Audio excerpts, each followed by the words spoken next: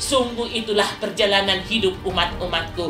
Jangan lihat perjalananmu itu, jangan lihat sesuatu yang terjadi padamu adalah karena Tuhan tidak berkenan kepadamu, tetapi karena memang Dia berkehendak supaya engkau melihat kemuliaan Tuhan yang besar itu, supaya engkau melihat kehendak Allah dan rancangan-Nya Allah yang sudah disediakan bagimu, supaya engkau naik level, supaya hidupmu yang lama dikikis, bahkan ditanam, bahkan itu dikuburkan, supaya engkau dibangkitkan dan dihidupkan kembali bersama dengan Kristus, sehingga engkau melihat kemenangan demi kemenangan.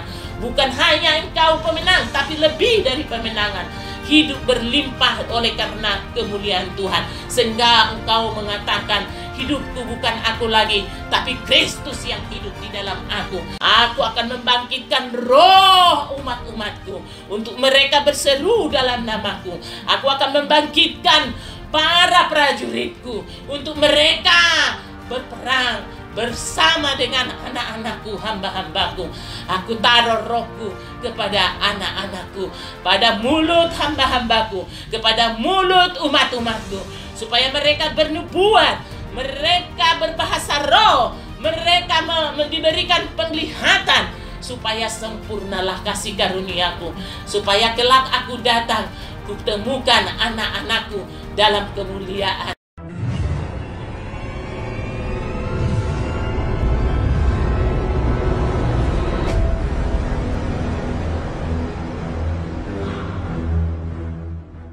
Ya rabata karalaba sikiri labatana masyakaralaba. Jangan takut, aku menyertai engkau sampai kesudahan zaman. Jangan takut, aku ada bersamamu. Aku menggendong engkau sampai memutih rambutmu, dan aku tak biarkan engkau jatuh tergeletak, karena tangan kuat kuasaku menopang engkau, membuat engkau berjalan bersama denganku. Bahkan aku akan menggendongmu, aku akan membawa engkau ke sungai sukacitaku, membaringkan engkau di rumput yang hijau. Seperti rusa merindukan air, begitulah engkau merindukan aku. Aku akan memuaskan engkau, aku akan memulihkan engkau, aku akan mengangkat engkau, aku akan membawa engkau berjalan sampai kepada kemuliaan yang satu, kepada kemuliaan yang satu, sehingga aku lepaskan segala kemuliaan yang ada padamu, supaya masuklah kemuliaanku dan engkau menerima kasih karuniaku. Aku akan mencurahkan kasihku. Kasihku bisa mengubah segala sesuatu. Kasihku bisa mengalahkan segala sesuatu. Kasihku bisa menutupi dosa. Tetapi hendaknya engkau setia dan taat, karena aku setia dalam kehidupanmu. Sekalipun engkau tidak setia, akulah Tuhan Allah yang tetap setia. Akulah Yesus Kristus yang setia, memikul salib untuk menyelamatkan umat-umatku, memikul salib, bahkan meminum cawan yang begitu luar biasa beratnya. Tetapi Allah memberikan aku kekuatan. Roh Allah ada bersamaku, sehingga apa yang dikerjakan Allah, itulah yang kukerjakan. Firman Allah yang hidup yang menyatakan, tentunya anak-anakku, apa yang dikerjakan oleh Bapa, kerjakanlah itu di bumi ini. Engkau ditempatkan di bumi ini untuk mengerjakan, untuk tujuan Allah itu sendiri, untuk mengerjakan pekerjaan Allah, untuk mempermuliakan Allah, supaya engkau dipermuliakan Allah, dan Allah akan mengangkat engkau menjadi anaknya, biji matanya yang berharga, dan Dia tidak pernah meninggalkan engkau bagaikan yatim piatu, tetapi Dia adalah Bapa penghibur dan penolong. Firman-Ku yang mengatakan di Yohanes bahwa siapa yang percaya kepada Dia akan mengalir aliran kehidupan. Dia adalah penolong yang diberikan dan diutus oleh Allah. Di saat aku naik ke surga, engkau tidak sendirian. Aku bersama denganmu. Aku menuntun engkau. Aku berikan roh penolong. Aku berikan engkau roh penghibur. Siapa roh penolong dan penghibur? Adalah roh Allah sendiri, Yesus Kristus, yang merubah wujud, adalah yang memimpin engkau kepada kelautan kasih Allah yang begitu luar biasa. Dia tak pernah meninggalkan anak-anaknya yang setia senantiasa. Janji-janjiku hidupmu adalah di dalam aku dan aku di dalam engkau. Engkau tidak pernah sendirian, karena Allah memberikan engkau roh penolong, roh kekuatan yang daripada surga untuk menuntun engkau, supaya engkau masuk dari kemuliaan yang satu kepada kemuliaan yang lain. Tuhan sediakan bagimu. Hendaklah engkau senantiasa hidup di dalam kemuliaan Kristus Yesus Allahmu yang luar biasa. Aku berfirman, jangan pernah takut. Aku berfirman, jangan pernah khawatir. Aku berfirman, jangan engkau gelisah. Hai engkau anak-anakku, jangan gelisah. Tetap tenanglah engkau di dalam ketenangan. Aku akan memberikan engkau kekuatan. Tetapi hendaklah engkau bersukacita di dalam aku. Dalam keadaan apapun, bersukacitalah dalam segala hal. Berarti dalam apapun, dalam engkau pencobaan, dalam engkau diizinkan mengalami padang gurun sekalipun, Allah lihatlah, Allah menunjukkan kasih-Nya kepada bangsa Israel di padang gurun. Sekalipun mereka bersungut-sungut, bahkan memalingkan wajahnya dari Tuhan, menyembah berhala, kembali kepada dewa-dewa mereka. Tetapi kasih Tuhan tidak pernah berkesudahan. Sekalipun kasih kemurahan-Ku sudah selesai untuk dunia ini, tetapi bagi orang yang sungguh-sungguh, tanganku tidak pernah kulepaskan, tangan kuasaku tidak pernah kulepas. Ku genggam tangannya erat-erat, bagaikan seorang gembala yang tidak pernah meninggalkan domba-dombanya. Karena aku mengatakan, akulah gembala yang baik. Dombaku akan mendengar suaraku, mengenali suaraku, suara gembalanya, suara bapaknya. Oleh karena itu, dipertajamlah telingamu, supaya engkau menjadi seorang murid yang telinganya dipertajam, mendengar suara Roh Kudus yang begitu lembut dan begitu bergemetarkan dunia ini. Di saat dunia bergoncang, itulah suara Tuhan. Bahwa gemetaran itu, kegentaran itu boleh terjadi oleh karena Tuhan ada di situ. Tuhan tidak pernah melepaskan sesuatu apapun tanpa seizin dan rencananya, supaya umat manusia itu menyadari keberadaan Allah yang hidup di atas bumi.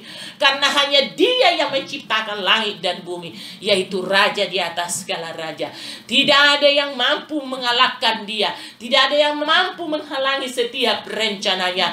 Karena Allah yang mencipta, Allah yang membuat. Bukan Dia yang dibuat, bukan Dia yang diukir, tetapi Dialah pembuat dan pengukir manusia seturut dan segambar dan serupa dengan Allah itu sendiri.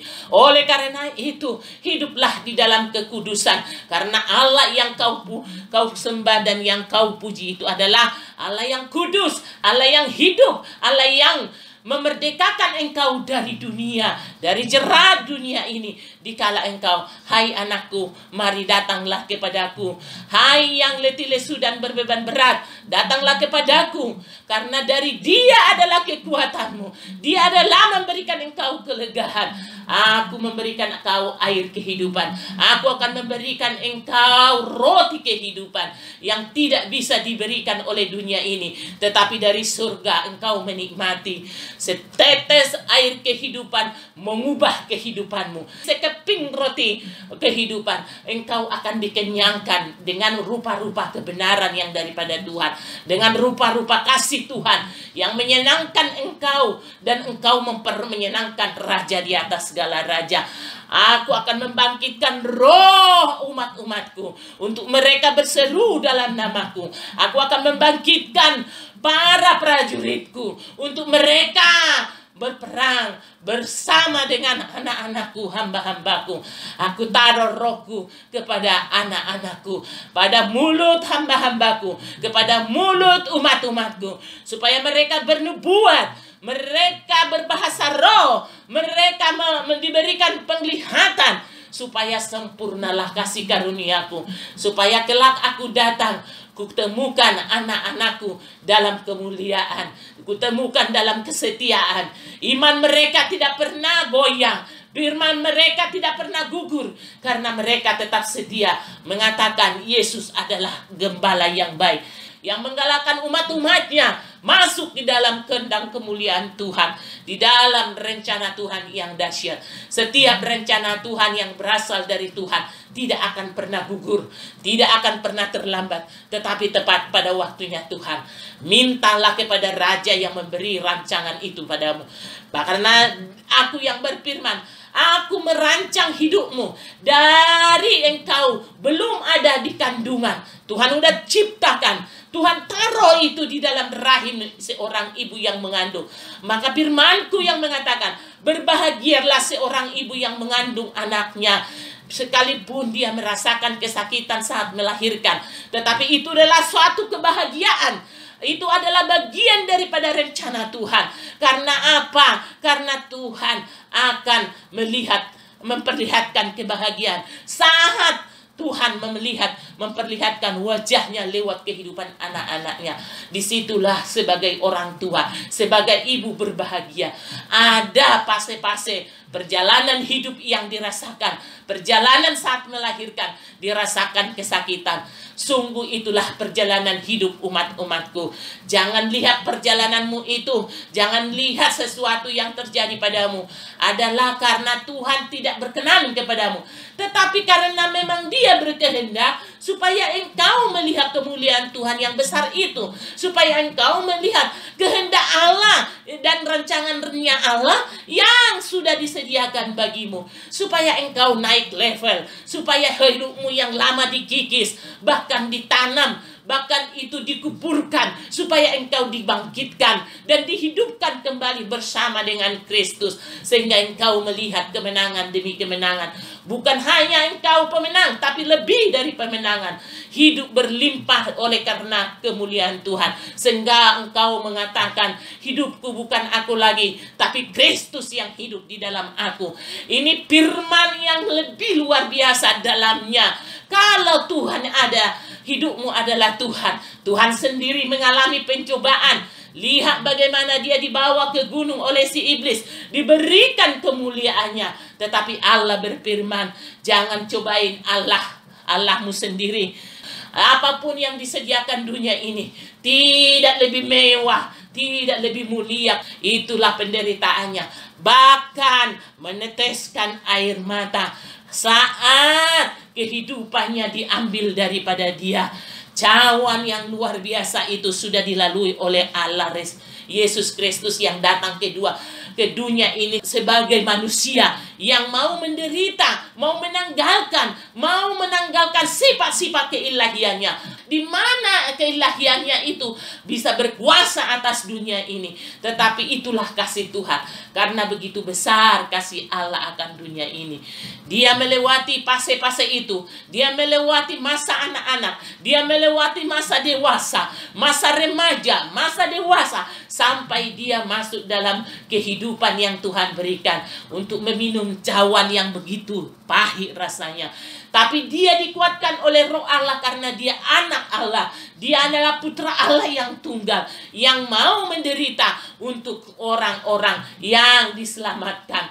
Bahwa buktinya bukan hanya dia, umat-umatnya, tetapi dia raja di atas segala raja, mau mengosongkan hidupnya, mau merelakan dirinya dihina, mau merelakan dirinya ditolak, mau merelakan dirinya tidak berguna atau dihina. Bahkan firmanku mengatakan, terkutuklah orang yang tergantung di kayu salib.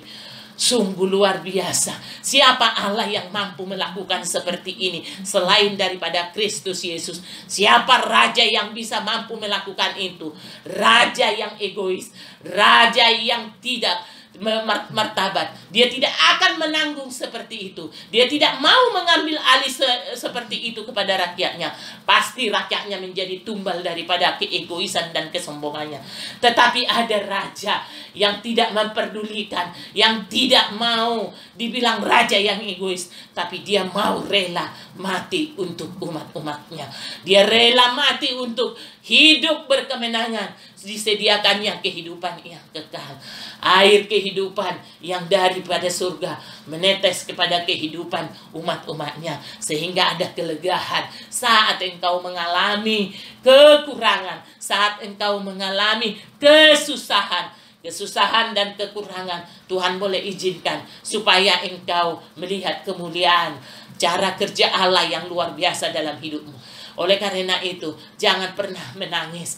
Datanglah kepadaku, aku akan memberi kelegaan. Kelegaan dalam kekuatan, kelegaan dalam kesengsaraan. Di situ Yesus memberikan, sudah selesai. Aku memberkati anak-anakku. Aku memberkati dan membangkitkan roh anak-anakku.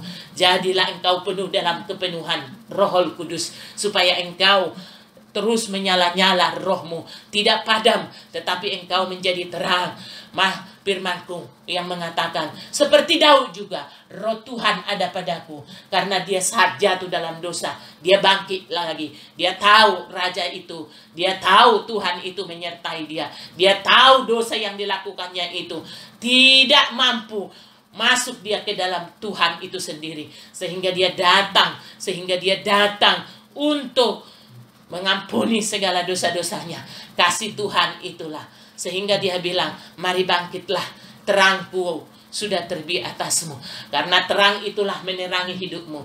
Terang itu adalah ilahi Allah sendiri, Tuhan Allah sendiri menerangi hidupmu. Engkau akan menjadi kuat, engkau akan lebih luar biasa lagi.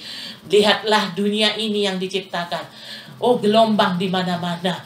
Oh, tanah lagi bergejolak, laut lagi bergejolak, angin lagi bergejolak, segala sesuatu bergejolak. Bukan hanya di Indonesia, tapi dunia bergejolak. Bukan soal ekonomi, tetapi banyaknya nanti gelombang-gelombang yang saya sudah katakan beberapa bulan yang lalu. Gelombang itu akan terjadi. Gelombang, ada tsunami besar, ada air dari bawah, ada air dari bawah. Aku sebagai pribadi yang kau pakai, janganlah Tuhan. Tapi kalau memang harus itu, engkaulah Tuhan memberikan kesiapan dan kekuatan bagi umat-umatmu. Ada gelombang yang sangat besar, tinggi sekali, menghapus semua, melanda semua. Makanya jangan sering-sering pergi ke tepi pantai. Jangan dulu, karena terjadi gelombang yang sangat luar biasa. Ada gempa juga. Ada juga. Supaya banyak sekarang pergeseran-pergeseran. Banyak sekarang. Luar biasa, luar biasa, luar biasa. Kenapa saya bilang luar biasa? Di situ engkau akan melihat ada karya Tuhan juga di situ. Kenapa Tuhan kehendaki? Kan sudah kukatakan, ini adalah masa-masa penampian. Kalaupun ada tsunami dekat kepadamu, kalau kau tenang, ingat, Tuhan pun berkata, tenanglah, engkau akan diselamatkan. Tapi semua pekerjaan Allah yang sudah dirancang tidak akan engkau bisa menahannya. Karena ini adalah rancangan Tuhan untuk memulihkan, masuk kepada kehidupan yang baru, untuk memulihkan umat-umat Tuhan, untuk memulihkan jiwa-jiwa yang sudah direbut oleh dunia ini. Saatnya Tuhan akan bertindak. Saatnya Rohul Kudus melakukan sesuatu bagi umat-umatnya. Akan membedakan orang yang senantiasa menanti pertolongan Tuhan, yang senantiasa memandang kepada Allah Roh Kudus, memandang kepada kerajaan kemuliaan Allah. Ada tsunami, ada tsunami, ada tsunami, ada air. Oh, gelombangnya jauh dari dasar laut, terus naik besar, tinggi sekali. Tuhan bilang sangat tinggi. Kenapa harus begini Tuhan? Rohku berbicara juga kepada Tuhan. Kenapa harus begini Tuhan? Tuhan bilang, tenanglah anakku, aku membuat sesuatu goncangan supaya umat-umat Tuhan tergoncang oleh karena kedahsyatanku. Kenapa harus melakukan goncangan seperti itu? Kami lagi berdialog antara roh Allah dengan rohku sendiri. Tuhan, aku katakan kepada dia, sahabat, jangan melakukan begitu. Tapi dia bilang, akulah sahabatmu, akulah Tuhanmu. Aku melakukan itu supaya aku terjadi rancanganku yang luar biasa. Karena dunia ini ingin melakukan seperti yang aku lakukan, menyerupai seperti yang aku lakukan. Padahal mereka tidak mampu. Akulah penguasa dunia, akulah raja, akulah Tuhan, akulah Bapa yang kekal. Sebutanku sungguh luar biasa. Aku Elohim, aku El Shaddai.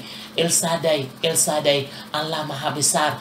El Shaddai, El Shaddai, Dia memberkatimu. Orang-orang yang menada dan yang melayangkan pandangannya kepada Raja yang mulia, di situ engkau akan menanti pertolongan Tuhan dalam keadaan situasi apapun.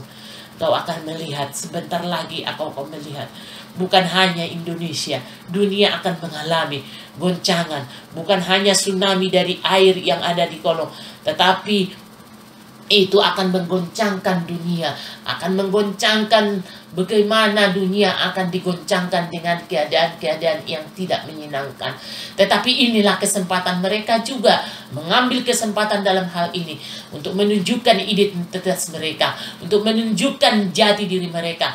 Muncullah Raja itu, akan datang Raja itu, akan muncul penyelamat dunia yang sudah mereka simpan, yang sudah mereka tunjukkan satu orang yang akan mampu menyelamat dunia. Sehingga mereka membuat suatu organisasi yang luar biasa, membuat suatu wadah di mana di situ orang menyebut nama Tuhan Allah masing-masing. Tetapi percayalah, itu akan runtuh, itu akan goyah. Tidak akan terjadi seperti yang mereka buat, yang sudah rancang. Tetapi si penjahat dunia itu, si pendusta itu, yang mau menyamai Tuhan Yesus, akan dihukum sesuai dengan perbuatannya, akan dilemparkan ke bara api yang menyala-nyala. Dia akan menjerit dan dia akan menjerit. Itulah kesudahan zaman itu. Si pendakwa itu, si setan itu, si iblis itu akan masuk dalam jurang maut yang paling dalam. Siapa anggotanya yang masuk, yang memuja dia selama ini, akan masuk mereka. Dan mereka akan berteriak seperti Lazarus, tolonglah, selamatkan keluargaku. Tapi Tuhan bilang, mereka sudah tahu dan mereka mendapat bagian apa yang mereka lakukan. Tuhan mengatakan, datanglah kerajaanku, jadilah kehendakmu di bumi seperti di surga. Datanglah kerajaan yang tak tergoncangkan itu di bumi seperti di surga. Hadirlah hakim yang adil itu untuk memisahkan dan untuk membuat manusia-manusia itu sadar, karena mereka meragukan. 2000 tahun yang lalu juga sudah akhir zaman kok dibicarakan, tapi sekarang tetap kembali akhir zaman. Ini waktu yang singkat bagi umat-umatku. Mari bertobat dan bertobat, karena kerajaan Allah sudah datang. Bagi orang yang menantikan kerajaan itu sudah diberikan bagi orang-orang yang sudah dikenal oleh Allah itu sendiri. Diberkatilah engkau di pagi hari ini, anak-anakmu, keluargamu, bahkan pekerjaanmu. Tidak ada sesuatu pun tanpa seizin Tuhan. Dan tidak ada sesuatu apapun kalau Tuhan tidak membuka. Semua tangannya yang membuka pintu berkat. Diberkati dan masuklah ke dalam api Roh Kudusnya Allah, supaya engkau di sana dipulihkan, dibentuk sesuai dengan kehendaknya. Api Roh Kudus Allah itu menyala dalam hidupmu, supaya engkau terus menyala di dalam Kristus, dan engkau menerima berkat-berkat Tuhan. Pintu berkatnya, pintu kesukaan, pintu kemenangan, pintu kelimpahan, dan pintu berkat Tuhan itu terbuka bagimu. Apa yang Tuhan ikat di bumi, Tuhan ikat di surga. Apa yang Tuhan lepaskan di bumi, lepaskan di surga. Tuhan lepaskan berkat bagimu. Tuhan lepaskan kemenangan bagimu. Kesuksesan, keberhasilan dalam nama Yesus.